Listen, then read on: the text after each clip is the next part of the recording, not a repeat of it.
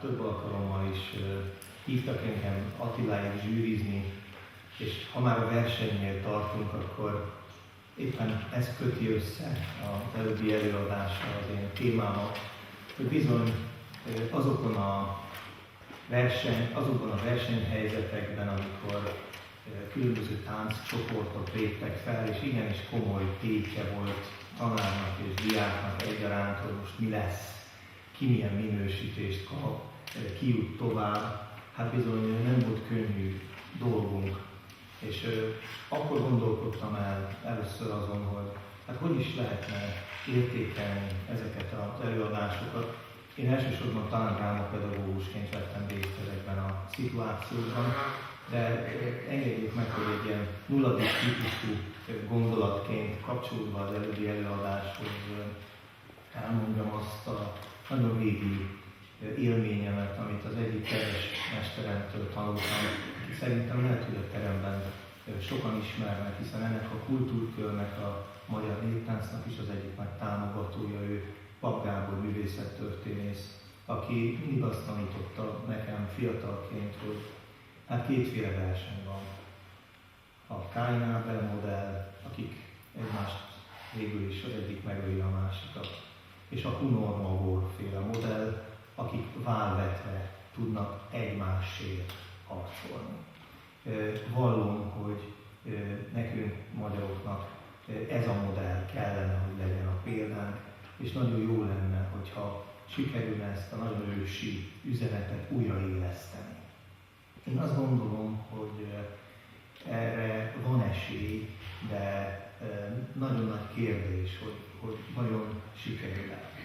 Most, amikor beléptünk a terembe, és ott azon a kis szegleten két táncost láttunk táncolni, akkor azt gondolom, hogy hát a szívünk kalapálhatott, mert azt láttuk, hogy körülbelül ennyi az első. Az a kis talpalatnyi föld.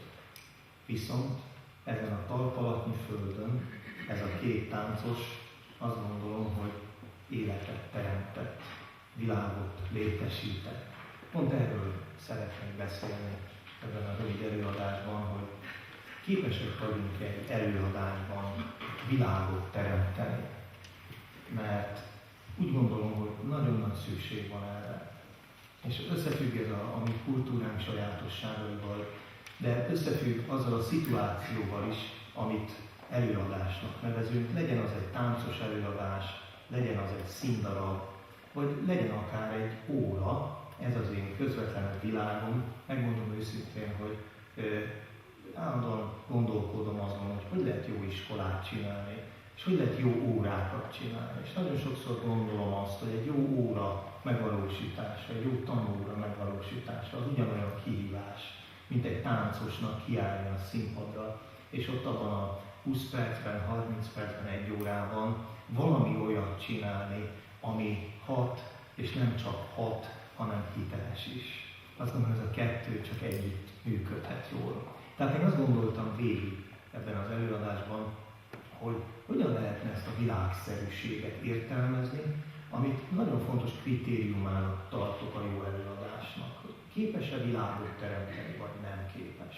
Játszhatunk itt a szavakkal, de azt gondolom, hogy mind a szavak szintjén, mind pedig a tartalmak szintjén egy nagyon jó magyar szóval van dolgunk.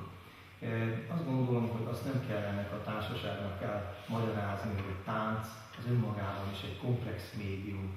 Annak idején egy magyar esztétika szakon végeztem, és ott ezt tanultuk a táncról, hogy ez az egyik legkomplexebb művészet. És azt gondolom, hogy ilyen értelemben is beszélhetünk világról. De szűkítve ezt a fogalmi struktúrát, azt gondolom, hogy az is egy nagyon fontos kérdés, hogy aki arra adja a fejét, hogy kilép mások elé, az tudja-e, hogy miből táplálkozik. Van-e neki világlátása? Van-e neki világnézete? Annak idején ezt a szót nagyon lejáratták. Annak idején emlékszem, nekünk külön tantárgyunk volt a szocializmus időszakában, világnézetünk alapjai, azt hiszem ez volt a cím, borzalmasan utáltuk, mert hát ilyen agymosásként működött. a szocialista ember típust próbálták belőlünk kifaragni. És már gyerekként éreztük, hogy valami sántikál. Itt valahogy egy filozófiát, egy elméletet akartak úgy megvalósítani velünk, ami nem állta meg a helyét. Több helyen lehetett érezni azt, hogy valami miatt ez sorra kizökken a helyéről ez a gondolatmenet.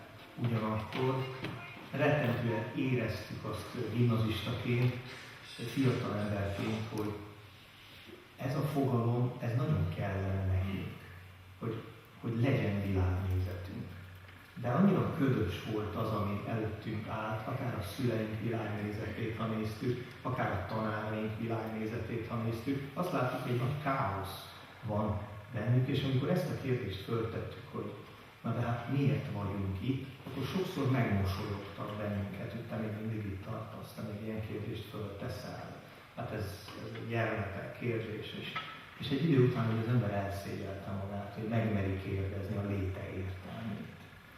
Na hát én azt gondolom, hogy amikor előadunk, akkor ott nagyon-nagyon fontos az, hogy miből táplálkozunk, milyen világképből táplálkozunk. És hát ebben az előadásban azt is szeretném megmutatni, hogy nem csak a világkép sugárzik ki az előadásból, hanem bizony egy szituáció mindig világ. Az a kérdés, hogy ez egy működő világ, vagy pedig egy kaotikus világ, amik amúgy örökké harcban állnak egymással. Ráadásul azért sem vagyunk könnyű helyzetben, mert azt látjuk, hogy hát lépten-nyomon válságtüneteket produkál a kultúrán. Ennek a válságnak nagyon röviden össze akarjuk foglalni az összetevőit, akkor játékosan ezt a 7T modellt lehet összerakni. Azért is használom ezeket a T betűs szavakat, mert így könnyebb megjegyezni a diákjaimnak, de azt gondolom, hogy ha végig tudják ezt gondolni, ez már eleve egy térbeli modell. Ez egy olyan modell, amit irányokban meg lehet határozni, a középen áll az ember, mint ahogy az archaikus modellekben mindig középen van az ember, és tudja igenis, hogy ő a világ közepén áll. Ez megint egy olyan gondolat, amit még egy másik mesteremtől, az édesapámtól tanultam, hogy kérdeztem, hogy te hol dolgozol, apu? Mondta, hogy ő Szentlőrincen dolgozik. És kisgyerekként nem tudtam, hogy hol van Szentlőrinc, és akkor mondta, az a világ közepe. És ez egy olyan megnyugtató válasz volt, hogy van a világnak közepe. És az én apukám ott dolgozik. Tehát ilyen értelemben rendben voltunk. Azt gondolom tehát, hogy innen kiindulva, hogy ott állunk a világ közepén, akármerre nézünk, sajnos ma azt látjuk, hogy baj van. Ugye baj van a természettel való viszonyunkkal, baj van a társadalom viszonyaival. Most elég, ha csak arra gondolunk, hogy az én nagypapám, amikor megszületett 1897-ben 1 milliárd 200 millióan éltünk a Földön, most pedig 7 milliárd 200 millióan élünk. 100 év alatt, bő 100 év alatt 6 milliárdan nőtt a lakosságunk, és ez bizony azt jelenti, hogy itt a mostani migrációs probléma az csak egy apró csipet abból, ami még ebből lesz.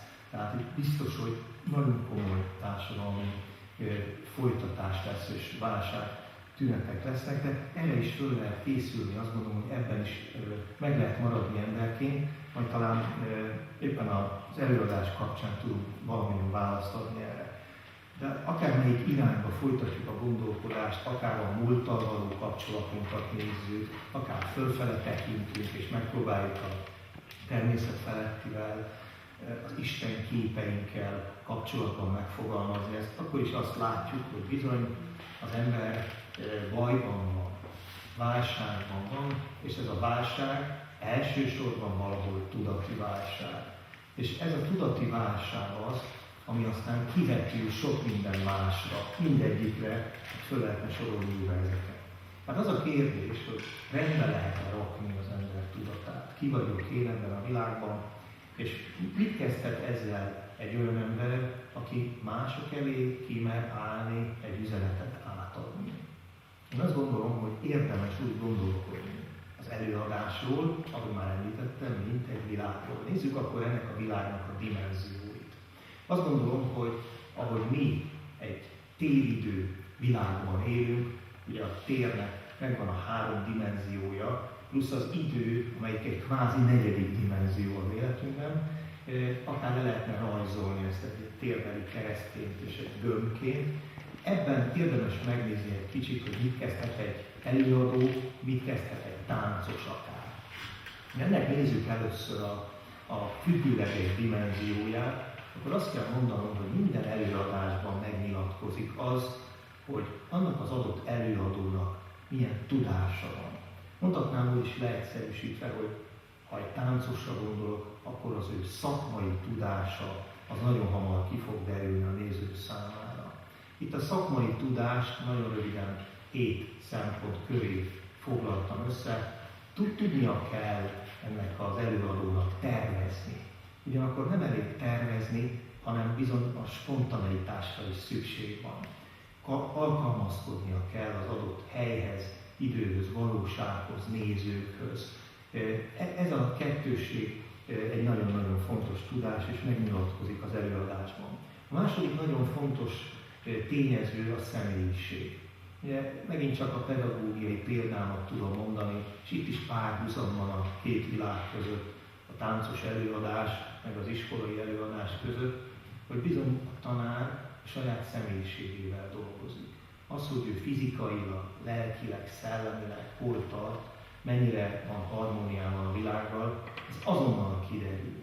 Odaáll a gyerekek elé, és rögtön leveszik róla, hogy most ő milyen ember. És igazából ez talán a legfontosabb tényező, amivel mi dolgozunk. Én azt gondolom, hogy nyilván egy táncos ember, egy előadó megtanulhatja a színészetet, és a színészetnek is megvan az a mesterfoka, amikor az otthoni bajokat kicsit kívül tudjuk zárni, amikor az ember képes arra, hogy csak arra koncentráljon, amit csinál ott a színpadon, de azt gondolom, hogy ennek a szempontnak a mélyén azért ott rejtőzik, hogy milyen ember ő, és hogy rendben van-e a világban, vagy nincs rendben.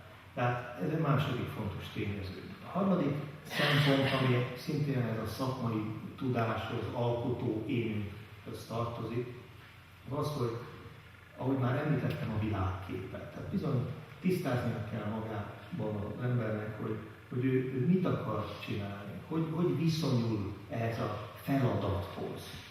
Jól emlékszem, mikor elkezdtem tanítani, egy nyáron át azon gondolkodtam, 1991 nyara volt ez, hogy mit akarok én csinálni? Miért megyek én oda a katedrára? És teleírtam egy füzetet a gondolataimban, emlékszem, és abban próbáltam meghatározni, hogy miért akarom én ezt csinálni. És ez nagyon fontos volt nekem, hogy a célokat így összegyűjtöttem nagyban és kicsiben. A mai napig őrzöm azt a füzetemet, és hála Istennek nem kellett megtagadni, mert úgy gondoltam, hogy van üzenetem.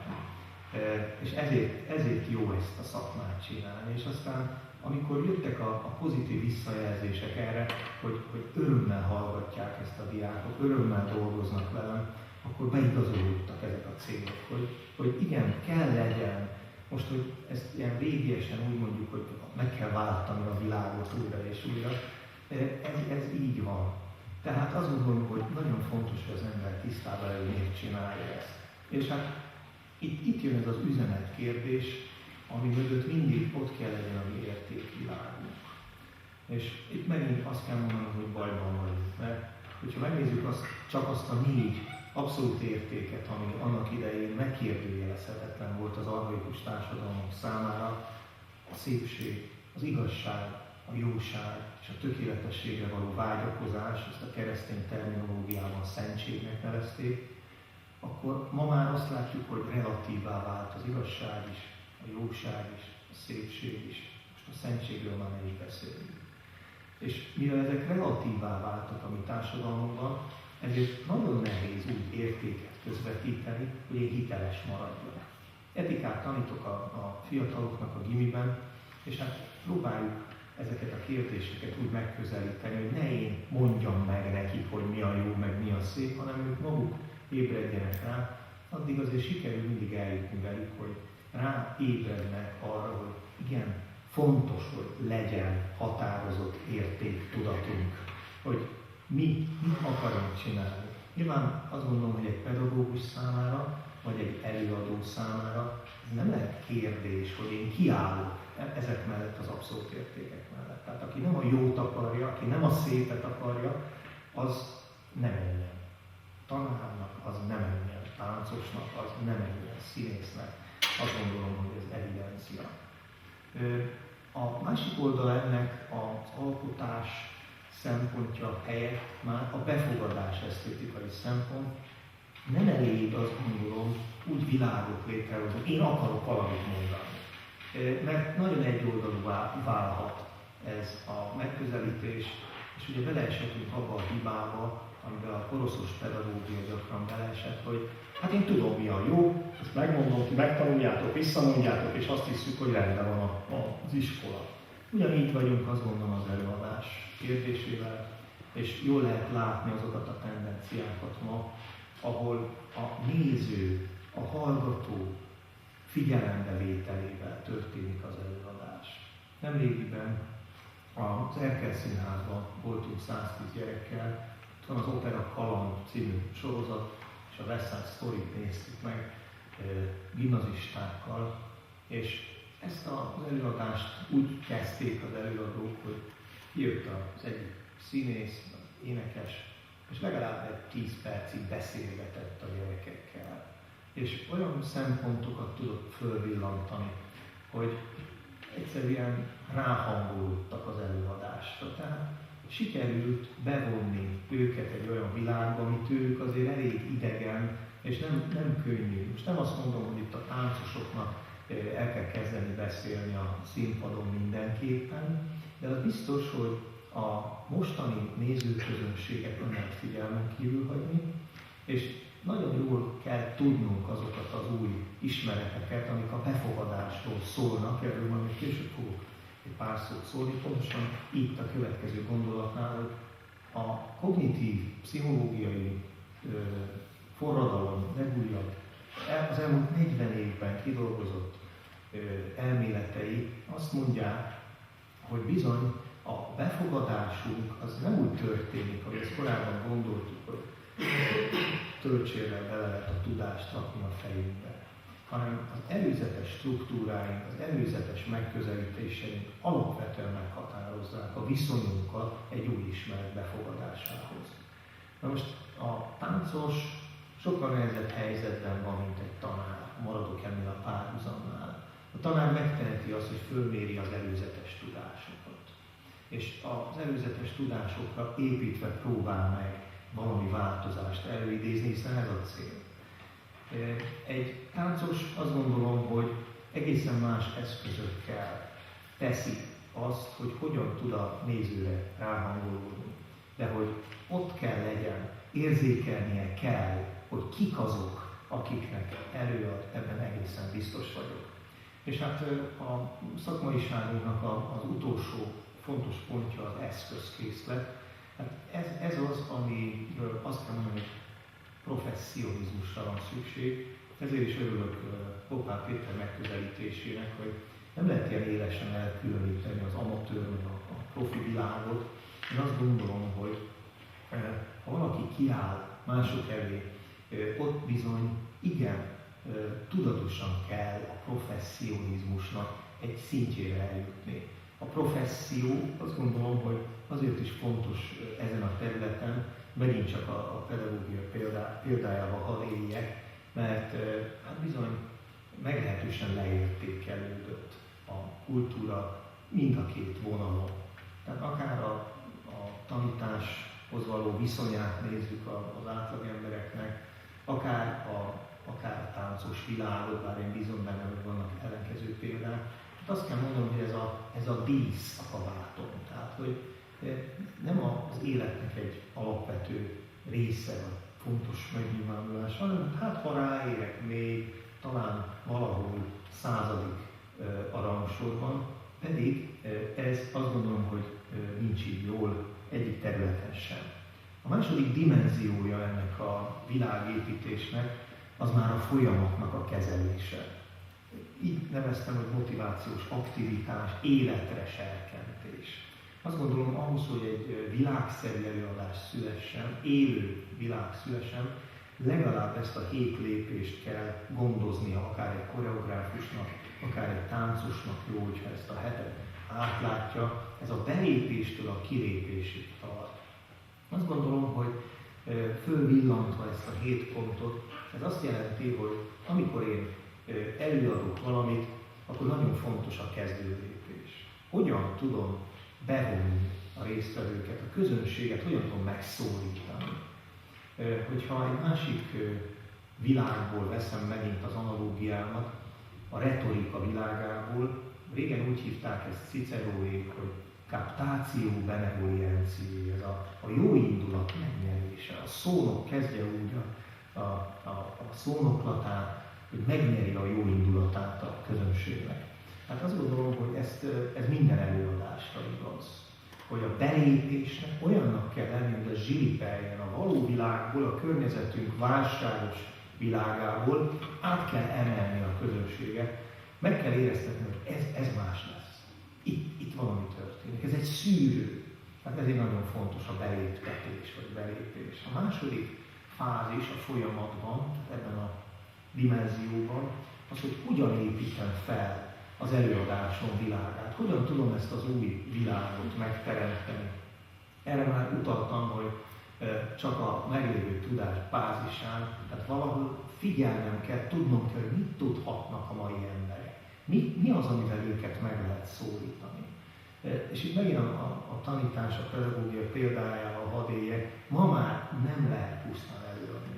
Tehát igenis interaktív módszereket kell alkalmazni, meg kell tudni szólaltatni a résztvevőket, minden kütyüt kell tudjon használni egy tanár, Facebookon ott kell lennünk, még ha idegenkedünk is tőle, de én is tartom a kapcsolatot a diákjaimmal ezen a csatornán, mert ez az ő nyelvük, ez az ő világuk.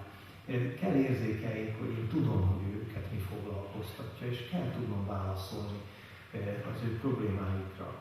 A harmadik az, hogy milyen utakat választok, ugye ez megint a mi szakmánknak a gazdagsága. Mennyire tudok több úton elindulni, és mennyire tudom a nézőt is több úton elindítani. Tanárőkkel egy ilyen apró titkot Attilával beszélgettünk itt a konferencia előtt arról, hogy mit csinálunk a Lőveibe, hogyan lehetne valahogy a magyar néptáncot és a német hagyományokat, ami nálunk nagyon régi, és Helmut, biztos ismerik, irányítja tényleg magas színvonalon, és Attila kapta meg az isteni sugallatot, hogy hát a kettő együtt is fölléphet. Ugye lesz idén Helikon, és ilyenkor egy iskola nagyon készül erre. Úgyhogy a Helikoni ünnepségeken aranyai tánccsoporral fogunk fellépni. Abban lehet német, és lehet magyar, és lehet szlavon, és így tovább táncokat megjeleníteni. Én azt gondolom, hogy ezt a sugallatot már most aláírjuk, hogy ez így lesz. Mert ezek azok a dolgok, amikor azt lehet látni, milyen gazdag utakon tud elindulni, például iskola, vagy például egy tánccsoport. A következő, talán a legfontosabb lépése, és a legmegfoghatatlanabb lépése az előadásnak. Tudni az, hogy sikerül-e katarzist okozni. Ugye ezt annak idején Arisztotelész úgy írta le, hogy ez a lélek megtisztulása. Amikor bevonódik a közönség, és együttérzéssel megéli a részvét, a szánalom érzését, ezt a tragédiával kapcsolatban írja le Arisztotelész, de azt gondolom, hogy ma már mindannyian használjuk ezt a fogalmat, és átvittebb értelemben. A tudomány így írja le ezt, hogy konceptuális váltás következik be, vagy megértésbeli változás. Én azt gondolom, hogy ez az, amikor ilyen heuréka élmény, vagy aha, vagy mondjuk ezt szintén a pedagógiában. De amikor valami olyasmit látok, ami úgy engem megváltoztat. Csak egy picit elég. Ahogy ezek a táncosok itt lépkedtek, és figyeltem őket itt a legelején, ebben a pár percben olyan harmónia volt a két ember között, amit azt gondolom, hogy nagyon, nagyon nehéz úgy előidézni egy embernek, hogyha az nem belülről fakad. És én azt gondolom, hogy ez a csoda. Tehát a katarzisban mindig a csoda nyilatkozik meg, és hogy ne féljünk ezt kimondani. Hogy igen, amikor mi előadásról beszélünk, akkor mindig azt kíséreljük meg, hogy a csodát megjelenítsük. Ami mondhatnám így is, próbálom nagyon szerényen, finom szavakkal mondani, hogy az élet titka, az, hogy miért is vagyunk itt a Földön. Amikor egy előadás során én nézőként ezt tudom megélni, hogy hirtelen értelmet kap az életem. Attól, hogy kaptam egy új gondolatot, egy új szikrát, akkor azt gondolom, hogy már megérte az egész, és akkor már innentől tud működni. És hát nagyon-nagyon fontos feladata tulajdonképpen a világépítő művésznek, most már hadd hívjam így, ha elfogadható ez a hipotézisem, hogy a mélyítés fázisát is megcsinálja.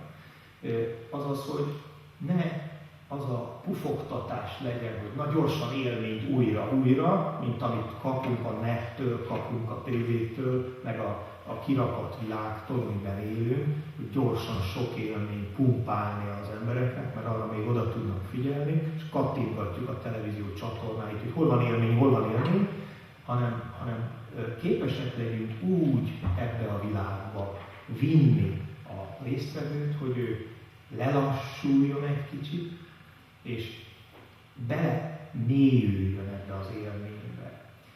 Hadd mondjak egy hasonlatot erre megint. Annak idején itt ide jártam a Pécsi Egyetemre, bölcsészkarra, és volt egy nagyszerű filmklub. Talán sokan emlékeznek rá, ez a Sisinek a filmklubja volt, a Huszárik mozi.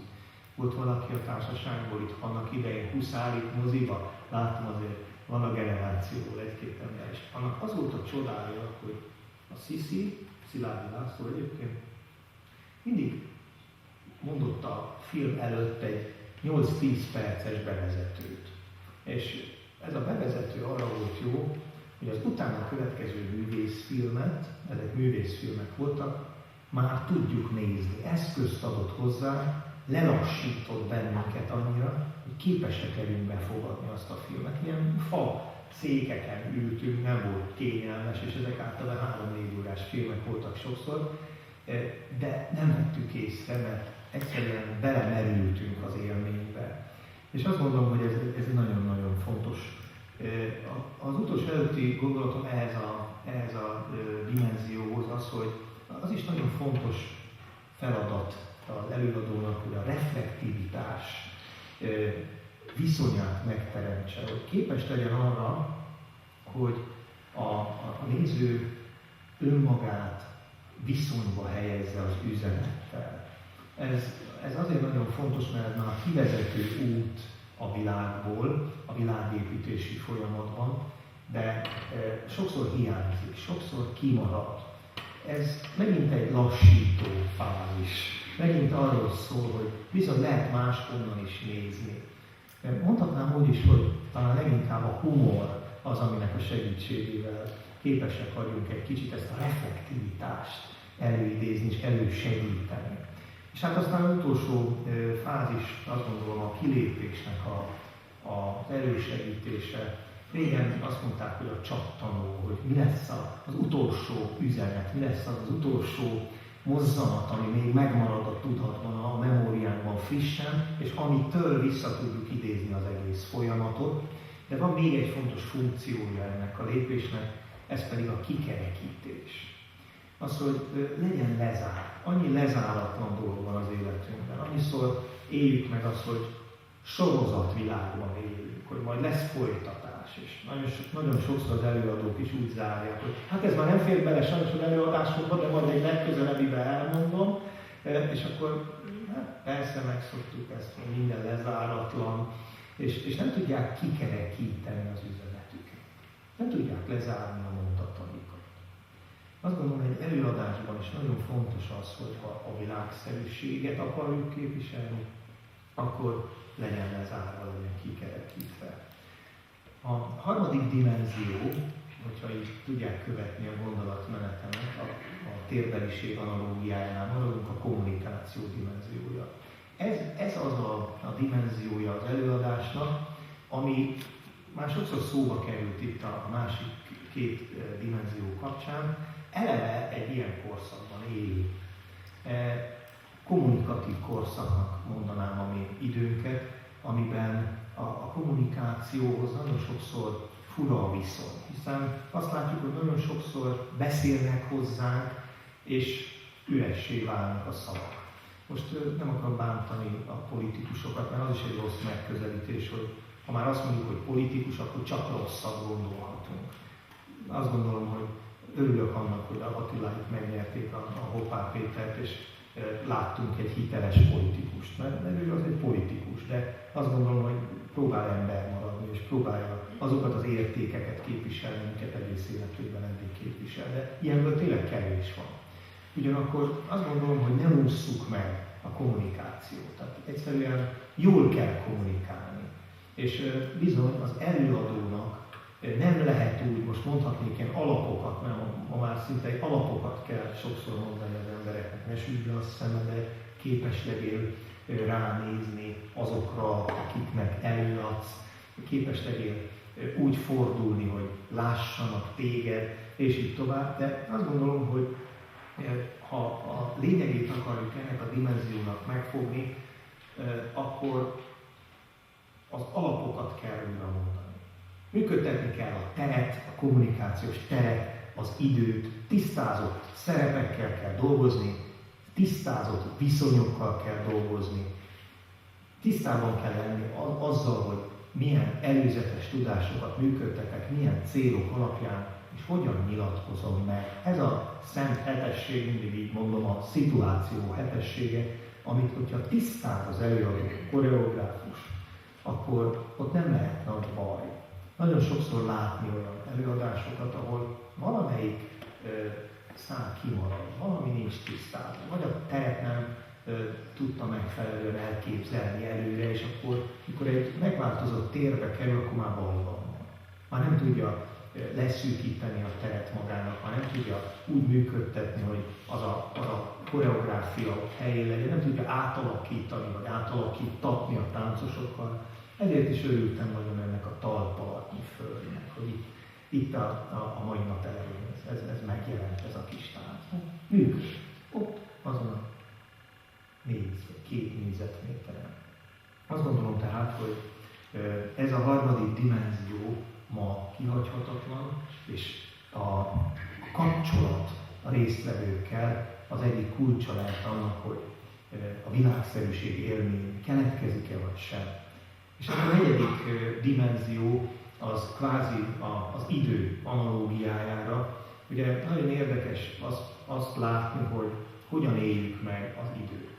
És azt lehet mondani, hogy ha ezt negyedik dimenziónak vesszük, akkor bizony a mai életünknek ez olyan értelemben válik az egyik nagy kérdésé, hogy mit kezdek ezzel, hogy lépten nyomon abba a szituációba kerülünk, hogy nincs időnk, elhavazódunk, elmaradunk a feladatokkal, túl sok az inger, túl sok az információ, és ebben belegolyóznak az emberek.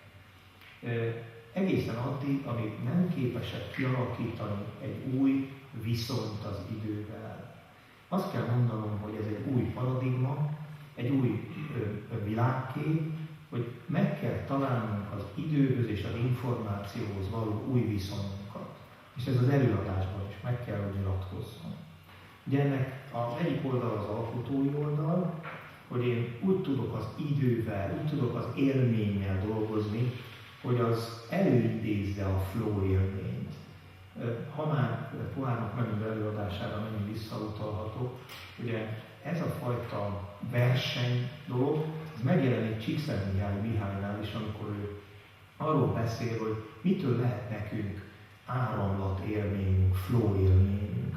És pontosan azt mondja, hogy el kell menni a teljesítőképesség határáig. Tehát akármit csinálunk, ha kapálunk a kertbe, de úgy kapálunk, hogy abban mi teljesen beleéljük magunkat, lehet flow élményünk, lehet áramlat élményünk, el tudunk feledkezni az időről. De ugyanez meg lehet a gyárban, de meg lehet talán a tanulás közben is, és én azt gondolom, hogy az előadásnak ez egy nagyon fontos kritériuma kell, hogy legyen, hogy én úgy táncolok, hogy abba beleélem magam. Ez okozhatja a nézőnél is azt a hatást, hogy képes beletemetkezni ebbe az előadásba, és bizony innentől kezdve kiléphet a vakvilágból. Ezt írtam ide, hogy bizony egy világtalan korba értünk, és nagyon sokszor nincs elég fény, sötétség van, nem látunk, mondhatnék itt bibliai párhuzamokat is, hogy Jézus hogyan tudja a vakokat meggyógyítani. Hát én azt gondolom, hogy időnként egy előadás fölér a vakok gyógyításával. Akkor, hogyha képesek vagyunk ebből a világtalanságból átlépni, és olyan világokat teremteni, amelyeknek a segítségével túl tudunk lépni a mai kocsmán, az értelemig és tovább, ahogy József Attila fogalmaz ebben a gyönyörű szép ászpoétikájában, és keresi, ugye József Attila is azon gondolkodik, hogy hogyan lehetne felnőni. Egész életén át ezen gondolkodott ez a fiatalember, hogy lehetne ő meglett ember. Ezt írja az eszméletben is, ezt írja az ászpoétikában is, hogy fel kellene nőni. És én azt gondolom, ez a felnövés, ez most egy globális feladat. Kicsit úgy érzem néha, hogy annak idején, mikor Immanuel Kant úgy fogalmazott a felvilágosodásról, hogy ez az emberiség kilábalása a maga okozta kiskorúságból, akkor fején találta a szöget, és hát gondolkodott a tinédzser korszakba lépésen. Azt hiszem, hogy ma a tinédzser korszakból kellene átlépnünk a felnőtt korba. Az ember, mint hogyha tinédzser korában lenne, ilyen kamaszos hibákat követünk el, vagdalkozunk, az előadás elején említett problémák közepette létezünk, jó lenne felnőni végre, és azt gondolom, hogyha ezt valami módon átvisszük az előadás világára, nem beszélve a magyar néptánc üzenetéről, akkor azt hiszem, hogy bizony ez egy nagyon-nagyon jó példa arra, hogy hogyan lehet olyan világélményt teremteni, ami nagyon-nagyon sok ember számára képes kizökkenést okozni a kizökkent világból, vagy mondhatnám is, hogy visszazökkenteni egy teljesen normális életbe. Mondhatnám úgy is, hogy a gyerekek világába, amikor az ember úgy érzi, hogy na ezek a gyerekek még Isten